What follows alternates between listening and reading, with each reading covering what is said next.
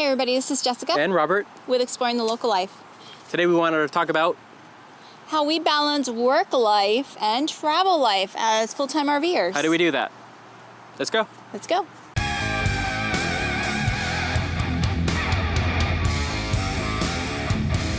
All right, for some people, they may not know exactly like what we do. Especially if you're new to the channel, we both work. Yep, we have to work. We have to work to pay for our bills and everyday life. And I work from home. And I have an office job.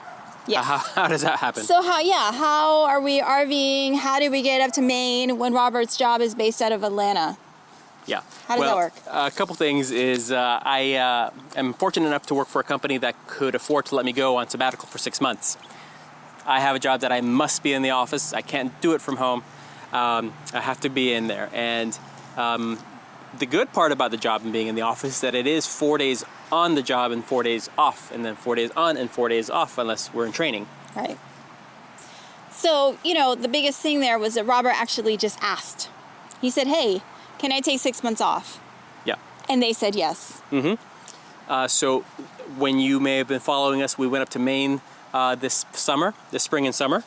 That is how we asked, can I have this time off? And it worked out for the company. That's because they saved on my payroll and we got to go. Right. And then during that time, he wasn't getting paid. He wasn't getting insurance or anything like that. But I was working and I was able to ask for additional hours while we were RVing, because I normally do 20 hours a week. I was able to jump it up to 30 so that way we could take this trip. And, I think the biggest thing here is just you could do it however you need to do it if you really want to. You don't have to oh my gosh, we gotta sell everything and we gotta get this job that's online and we gotta, not necessarily. Yeah, look for solutions and above all else, ask. Yes. Well, actually, don't just ask, can I have 6 months off or can I work from home? Make a plan to show how the job that you do can be done from home and make your employer understand and happy with how you will be able to fulfill responsibilities from home. Yeah, I would think that would be step one if you're, obviously everybody wants to have, well, maybe not everybody, but a work from home not easy, but like a flexible schedule. We all want that, right? Yeah. And if you can do that, that's awesome. But if you have a job now, might as well ask. If they say no, well, you were planning on leaving anyway, right? So it's not really that big of a deal. But they might say, you know what? That might actually work. Yeah, and propose different options. Some places may say, well, we can't keep you on payroll, we can't keep you as an employee, we'll have to terminate you, but we'll rehire you. Or they might say, hey, we'll just put you into some sort of suspension of employment for a while. However they have to rig it, let them know what you're comfortable with, and maybe they'll be able to figure out a solution on their end as well. Right. Just basically just sort of keep an open mind and know that there's different options. That's how you get people that do the Amazon worker force, right? Is that what it is? Camper force? Camper force, yeah, I think Camper so. force. We'll put it correctly here if we said it wrong. But basically, a lot of those people, while they're there, they're working for months at a time in a set location. So if you need to also be on the road and still be making money, there are those situations. Let's say you want to take... what? I wasn't done with my point with that, though. Oh, okay. I'm so sorry. I'm just stepping on over. What I'm saying is that, with those folks, okay, they're not traveling during that time, but they're saving up money during that time. They're making the money, and then they can move on from there and either travel more or move on to another job, depending on what your financial situation is. But there's options. Yeah. And what Robert was saying. Yeah, other options. Let's say you do want to take time off, but you still need to make some money on the road. There are opportunities to either defer your cost of staying at an RV park. Let's say you get a job hosting at a campground, or you find options for seasonal travel when there are tourist seasons up north that you can be working jobs. Yes. So, I think the biggest thing is that you have to remember this isn't a vacation, so you aren't going to be going, if you're going to be doing that, you're going to be out of money real fast, even if you have quite a bit, unless you have, very, very wealthy, right? So most people are not going to be able to do that. Even retirees that are doing this aren't we're going to all the tourist places where they're doing some of that, but then they're also, you have to be careful with your money, right? Because it could blow really quickly.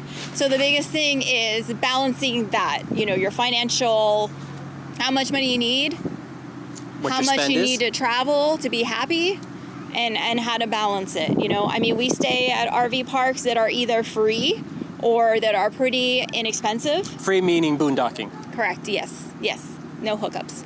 You know, and we're willing to make those sacrifices so that we can do these other things. We're willing to work for 6 months so that then we can have the money and also the ability to travel some. Yeah. That means we're not going to, even with this trip that we went to Maine, we didn't hit all the really cool touristy places. No. We didn't. Yeah, and we knew we wouldn't. Because the money wasn't there, you know, but we had a great time. We found all these really amazing, out of the way, off the beaten path places. Yeah. And I think that made the trip Well, it made it unique even and- more unique than it would have been Yeah. otherwise. Yeah, we weren't stuck in line with everybody else. That's right. We weren't with all the crowds. Yeah. So it's one of the things, if you want to do this lifestyle, if you want to take a chance to do something different, you know, put it on paper, outline what you want to accomplish, and then put a plan at how you're going to accomplish it. That's right. And another thing to keep in mind, because we did a budget and we did all that stuff, and we are way off. Yeah.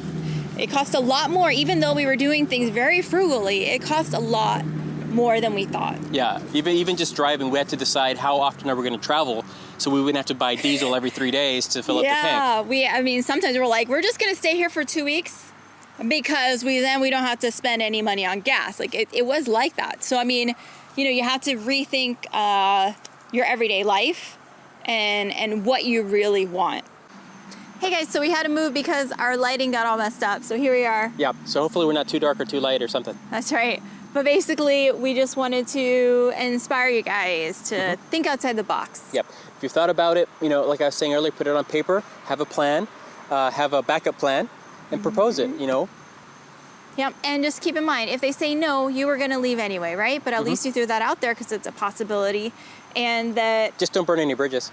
right. So you can Light it work, up. you can travel, and it could be because you travel. You can work remotely, totally from your RV all the time, or you're going from one job to another, Yeah. or you work for 6 months and then you go on the road for 6 months or more Yeah. or something. And if it's your all dream, of that works. put down visible steps so you're not always dreaming and never actually doing it. That's right. The biggest thing is to take that step to get to your dream. Don't let the dream die. Yeah. Don't. So let us know if you have any questions or what you're doing. And thank you for watching, subscribing, and sharing. Absolutely. Thank you. See you guys later. Bye-bye. Bye.